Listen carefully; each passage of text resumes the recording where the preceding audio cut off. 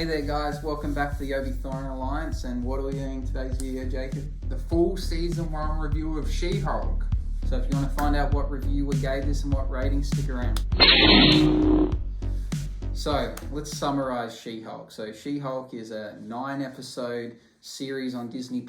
It's promoted as a light-hearted superhero comedy. So this is kind of a genre that we've yet to see so far in the Marvel Universe. We've seen the comedy side, but this is kind of the first fully dedicated comedy. This follows Jennifer Walters, who is the cousin of Bruce Banner. She, in the first episode, gets her superhero powers in quite a simple way, has a car crash, Hulk's blood gets into her blood system because she's got a cut, gets superpowers. Pretty simple. She then goes on to have to harness her Hulk powers, which she seems to harness in an easier way than Bruce Banner did. They kind of explain that in the sense of, she's a female and she's had to deal with anger issues and holding back her rage her whole life, where Bruce probably was able to be a bit more expressive, and that's why it took him longer to harness his powers. She returns to normal life. She's a lawyer by trade. No one wants to hire her because of what happened, until someone eventually wants to, because they want her to be the head of the superhero department. This opens up a really cool story arc where throughout she gets cases with other superheroes, which gives Marvel a good opportunity to bring in, kind of side characters and little heroes that, you may have only known from comic books. So they can bring them in. They're in there for a little bit. They can get rid of them. They don't need to give them their own show or any cameo in a movie. It's quite an easy way to introduce new characters. The show doesn't really have a villain as such. She goes through more of her personal life, dating, and dealing with the struggles of being a female in the law industry. She does constantly have this ongoing case with Emil Blonsky, who is Abomination, which is quite cool to see him introduced to this version of Hulk, because he'd been in the previous version with a different actor. So they have a cool relationship going on with him. He's a really cool character throughout the show, actually, that I came to like. Eventually, the show ends with not really an epic fight scene, but instead a really interesting twist that Jake and I have a bit of differing opinion on, and it kind of sets up for possible future seasons, and we'll talk about it a bit more later. So it does have an interesting twist, but it is quite a cool show. So let's move into our scores and why we gave it to them. So do you want to go first, Jake? I gave it a 54% out of 100, and I feel like it tries to be a comedy, but unfortunately, if that's what its intentions, well, I didn't laugh as much as it wanted me to. So it didn't nail that aspect, but the main positive that I will give it is that originality was a pretty good aspect of it. I felt like this was very different from Marvel, and they even make fun that Marvel is something that isn't different, even though they have had different content before. And one other thing that I felt like was lacking was unfortunately, the dating and some things that felt like it wrapped up really easily as well. And even though she's a lawyer, I question, is she even a good lawyer? So I don't know. And the question of, is this show worth your time? I personally don't think it is. I felt like the show and the writers didn't give me any payoff or satisfying conclusion. It has nothing to do with females fighting males or anything to do with that. I just want to look forward to the next season, and personally, I'm not looking forward to it. But the main thing that I can give it is that it tried something different. Did it work? Didn't it work? Who knows? But yeah. So I gave it a bit higher. I gave it 74%, which I honestly thought it was going to score a bit better than that, because throughout the series I was quite entertained. I liked that each episode was fairly short in nature. It kind of got to the point. I thought the series was really lighthearted. I liked that it introduced us to some new characters, added in some cool cameos to it, set up Daredevil for the new series. We kind of get to see him in a new suit and a different light. There's kind of a love interest between her and Daredevil, which is really cool. We got to see Wong come in and out. As I said, really liked Emil Blonsky playing as the character Abomination. I thought that was really cool. I liked how he was kind of spiritual and he opened up this retreat and he was, really wise and helpful. And even though he was supposedly a villain, he was very repentful for his sins and wanted to be a good character. And then in the end, he kind of, went back into custody and realized that he had gone against what he's told he was allowed to do, that he wasn't allowed to turn to the Abomination anymore if he was to be freed from jail. I enjoyed the funniness that Jennifer Walters added. I thought it was quite playful throughout. The fourth wall breaking, I think it was overdone. And I think in the last episode it went really far. But I kind of see why they did it, because the two endings they had, if they went for this, epic fight scene between her and another version of Hulk, that brings complaints. People go, well, that's not possible. How would have he turned into a Hulk? That's how simple it is. You just got to get Hulk blood and put it in you and everyone becomes a Hulk. That seems a bit too simple. People complain about that. If you don't have a fight scene, people go, well, what was the point of this series? So instead they went with fight scene, break the fourth wall, erase the fight scene, and then instead give the scene the ending that makes more sense, that is a bit more humble. But they explain why they did it, so then people can understand their process. Because if they just went with the humble ending, people will question why they didn't do the fight scene. So they kind of explained it in I think, a clever way off the fourth wall, but it was a bit too much fourth wall breaking. But it was smart. They took a gamble, and I'd give it lots of points for originality. But whether there was another way of doing it, maybe. But I'm glad that it had the ending it did, because I think an epic fight. The show didn't really set up for a villain. So if we then get chucked in a villain at the end, we go, what the hell? If we ended it an episode early on a cliffhanger, then you start the next season expecting a really epic villain, which the show pretty adamant now that that's not what it's about. It's a superhero, lawyer, somewhat comedy. In terms of full-fledged comedy, yes, it could be way funnier. But then if it's a full-fledged comedy, then how does anyone take it serious? If it's going to be a sitcom, you need to add in a few more characters. They need to hang at a bar or in a cafe for it to work. That's not what it's about. So there's a good mix. I found the side characters somewhat funny. I think the lawyer friend that got sued because he thought he was he wanted to sue someone that was impersonating Cardi B. I think he was very funny throughout and had his classical moments. And I felt that I laughed through it. Not hysterically, but enough for a superhero show. As I said, downsides, bit too much fourth wall breaking, but I guess they were setting that up for the final fourth wall break, because if they didn't do it prior, you'd have been questionable. I like the fact we got to see the Hulk quite a bit in there, but not too much, because it would have overpowered the show. I actually am looking forward to the next season, because I think it's going to be more about her love life. She's going to have this long-distance kind of relationship or love with Matt Murdock. I do think she'll still continue to follow that dating scene, because their love it's not forbidden, it's just hard because of where they live and their occupations. So I think we'll see more of that. I like that we're just going to keep getting these little ongoing little funny cases. Someone wanting to sue a suit maker because his suit set on fire, but then eventually they found out that he was putting rocket fuel in there, which he shouldn't have. Someone suing an elf for, impersonating a celebrity. I think those little superhero cases will be quite funny, and I hope that the next season we get to see, one of those every episode or some carryover too, because that's where the show's at its best. So we are quite divided about this show. I guess the reason is that I personally would have liked payoff, and I think the show was kind of a waste of time. What you think differently?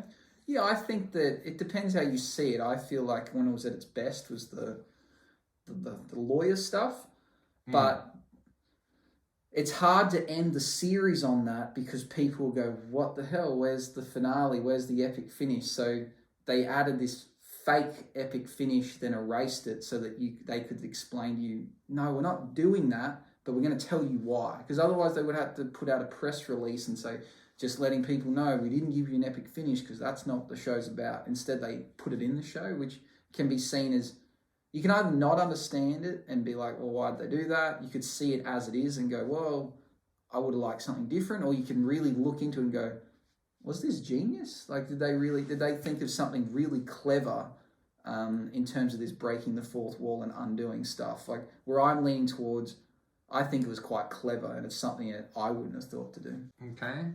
So you disagree with how I thought it was a waste of time?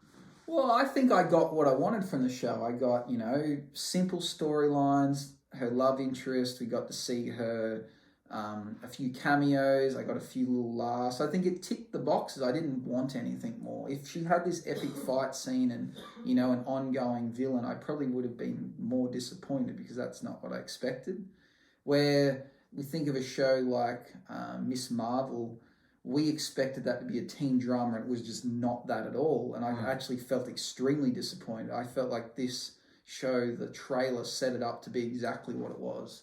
And it kind of teased and made fun of the things that people probably was hoping it could have been as additional. And it's like, no, that's not it. It's not an epic fight battle show. It's not good versus evil. It's female problems, lawyer problems, and she happens to be a superhero. Superhero second, lawyer first. And I think it ticked that box. I think that's exactly what it did.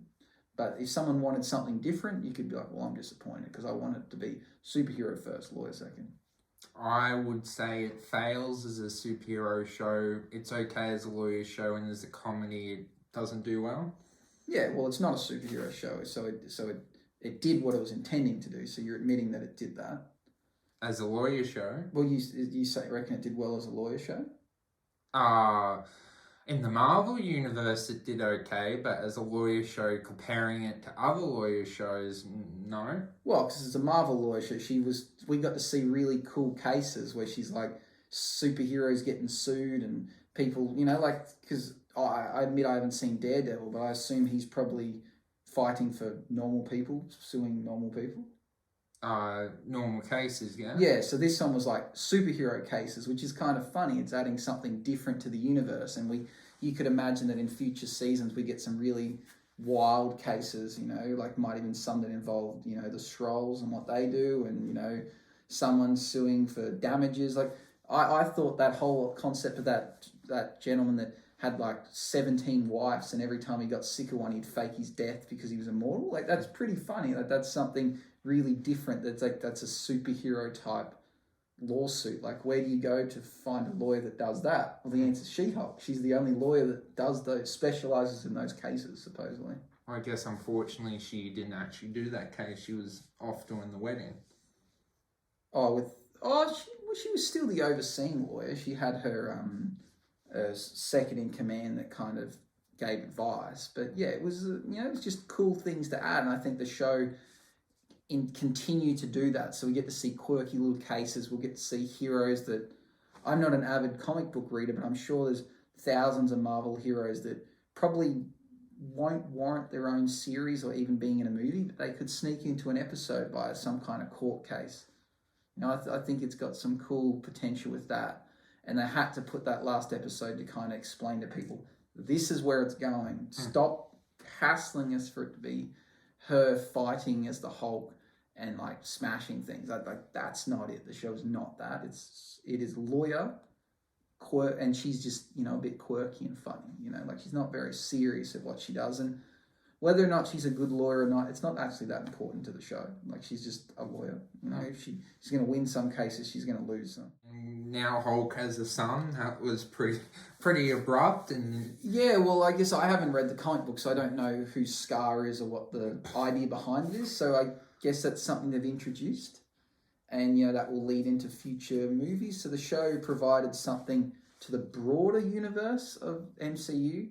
Also added the fact of her and Daredevil can now kind of cross over, and they have something there. Like she might appear in the new series that he's coming in. There's kind of a crossover there. We got to see a bit of Wong. We got to see the end credit where, Abomination gets broken out again by Wong, and he's going to live at the Comitage. So something's going to happen there. It's opened up all these little crossovers, but without throwing a real spanner in the works of, introducing a big villain or, a hero dying, for instance. It's added something, but hasn't, shooken the foundations. It's like a halfway house to kind of introduce new things. So do you see my point of view, or do you think I'm wrong on the subject. Which point of view is this? That I think the show was a waste of time and the payoff wasn't there. Nothing to do with the epic fight scene, but the main thing, I just don't buy that the person would have given up his bride. And I'm very much a person, I really hate it when the writer doesn't show you something that happens. It's more telling you. I hate that style of writing. Yeah, no, I don't. I disagree with the fact that it was a waste of time. Like as I said, we got to see crossovers. We got to see, we got Abomination re-entered into the franchise. We got to see Hulk a bit more. Hulk's son. We got to see a new character, new heroes in She-Hulk. We got to see Matt Murdock crossing over and a possible relationship between those two. We got to see this superhero suit maker gentleman. He might reappear. And then we got to see a list of other little tiny like people with powers, like Titanium. Like she's not a villain, but not a superhero. She's got powers of some sort, but was an influencer. We got to see lots of things added to the MCU, and then lots of other potential. So in terms of waste of time, absolutely not. I think Miss Marvel was a waste of time. That to me added nothing to the Marvel universe. This added lots of things, and throughout, for 9 episodes of around 30 minutes or 20 minutes, some of them each, it's a pretty quick watch. And at the end of it, if you had to binge watch them all, it's only going to be 3 or 4 hours out of your day. And I felt like it was quite an entertaining 3 to 4 hours. I don't think there was many boring points.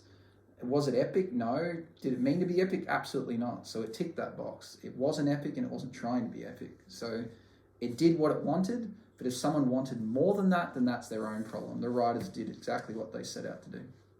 So you think Jennifer's even a good character? Yeah, I like her. I think she's quirky, she's funny. They didn't try and make her, too overly attractive to make it like a real sexual thing that people became, obsessed with her. They actually made it more that people were focused on her when she was She-Hulk. I think the whole obsession with people as She-Hulk was a bit odd. Like, I don't know how many people are, attracted to a 7-foot green superhero. I don't know. It's Marvel. Like, we don't have superheroes in our world, so can't really compare it. But they made that a bit obsessive, but it was kind of funny.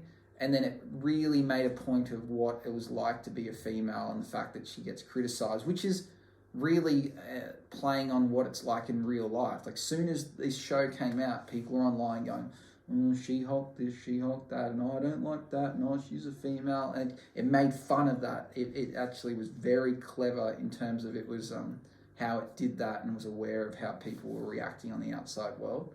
So it kind of, I reward it for it being original in that sense of saying, hey, this is what we're going to do. People can hate it all we like, and I think it'd be interesting to hear what the verdict of females are on this show, because I reckon females will really love it because it's going to appeal to a lot of things that happen in their life and what they notice in the MCU, and it's going to be like really appealing to that because they're going to be like, the reviews on this are exactly what we thought, because people are, one, they can be like, quite sexist, or even ignoring the female thing. People go, it's not an epic show, it didn't do this, it didn't do that. Well, it didn't have to be an epic show. Not everything has to be epic.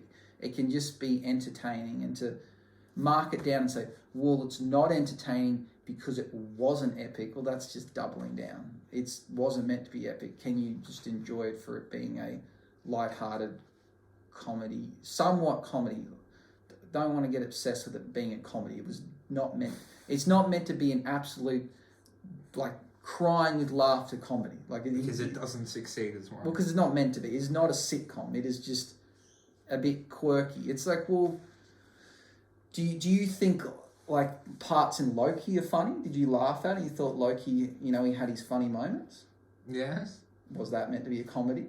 No. No. So a show can have comedy in it, but not be a comedy. So this show it's lighthearted with a bit of funny moments, but it's not meant to be, oh my God, laughing constantly. Like, we saw what happened with Thor: Love and Thunder. They tried to do that, and I think it ruined it.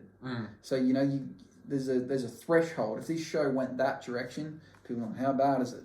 So you basically can't win. Like, no matter what you do, people want every show to be Avengers Endgame, but then if it was, they would complain anyway. So you really can't win in terms of making Marvel content. So you seem to like She-Hulk a lot more than I do? I think it ticked all the boxes it needed to do. I think it's not a masterpiece, and by no means is it meant to be. It was just something to fill a few story gaps, open up a few windows, and pass the time. And I don't think it was a waste. I think Miss Marvel was. I didn't really enjoy that. I admit it wasn't for my demographic, but I wasn't looking forward to watching it, and as I was watching, I kind of hoped it would end. She-Hulk, not the case. I actually felt quite entertained through each episode. It was just, quick and fast, and with little boring parts, and I don't think it required too much thinking or explaining. It was just, for me, it ticked a lot of boxes for, a simple side character's spin-off show. So you don't see why I think the writing's bad, and because personally I think the writing, they can shock and do different things, but instead of like telling a good story, well, I don't think they did at all. I can understand why you think that, but I guess that's me. It seems as though you don't get what they were doing. What were they trying to do then? They were trying to say, people want this epic finale, but we don't want to go that direction. So if we go epic finale, people go, complain. If they don't do the epic finale, complain. So they gave you a sneak peek at an epic finale, broke the fourth wall, said, nah, we're not doing that. We are not only we going to not do, we're going to even explain to you why we're not doing that. Like, you can't ask for anything more than that. They actually told you the exact reason why they picked their ending. And then they gave you the ending that they think suited the show more. Like, that's really, really smart. They didn't just do it and then wait for everyone to go online, I hated this was crap. Instead they go, this is exactly why we're doing it. There's no more questions to be asked. Like, I'm not left going, well, I wonder why they did that, and I wonder why they didn't do this. I know why they didn't, because it explained it to me in the show. I think that's really, really smart writing. Where if you just skipped it, or then you'd be like, what happened there? They literally told you why they did it. Which is, I think, very, very smart writing, opposed to lazy writing where you can just delete stuff, or, this just happened to happen and we're not even going to tell you why. Like, the Hulk just showed up at the last minute and he fought the battle and they won. Instead it was like, we're going to tell you why, and it's a light-hearted comedy. So they could have completely just cut out those scenes, but I think there would have been a lot more criticism, because people are like, well, what happened with the Hulk King and the blood, and why did he not, we thought he was going to take the powers. Instead, they explained to you exactly why that's not the case, because they thought, basically they're saying the writers wanted that ending, but Jennifer Walters broke the fourth wall and goes, do we have to do that? Can we do this instead? Can we do that instead? And I think it's a really funny and different way of doing that. I've not seen that in any other show before. Did you notice that we actually don't know who was in the ship that shot the car? Yeah, they never returned to that, and I think that's fine. I guess that might be something for a later date, or again, that's people that have became Marvel conditioned to think that everything links back. They go, there was a ship, it shot down the car. Clearly that's going to be the villain. We've came conditioned to think that, and this show is trying to undo that conditioning and go, nah, who knows, who cares? Like, it happened, Just adding they don't have to go back and explain everything. We live in a world where people have random superpowers for no reason. If you had to try and explain why everything happened, your head would spin, because none of it makes sense. So you think that the show doesn't make fun of men in any way, or? I don't think it makes fun of men. I think it makes lightheartedness of the struggles that women face caused by men. So you could see that as making fun of, but I think that's just explaining what life is like for a different gender, and how it's kind of like a awakening, or like an explanation. So I think it's fine. I think it's good. I'm happy with it. Final thought? Looking forward to season 2. I think it's kind of opened it up to be anything it wants. I hope it continues on that journey of being her using her Hulk powers occasionally, but more, being a lawyer, getting some really cool, quirky cases, and, maybe a continuation of her relationship with Matt Murdock.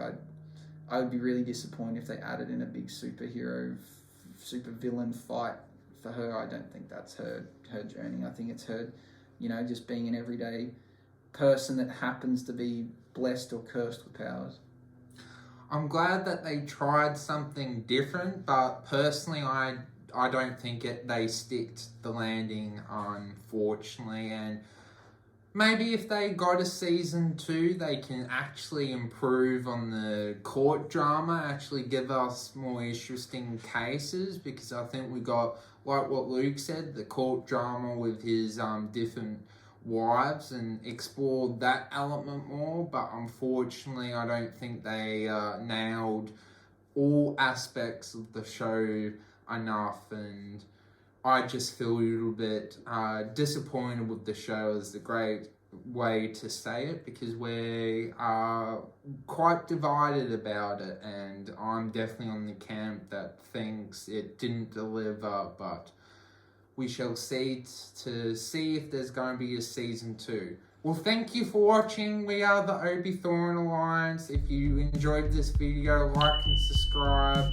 You are awesome. Let the force be with you. Bye-bye.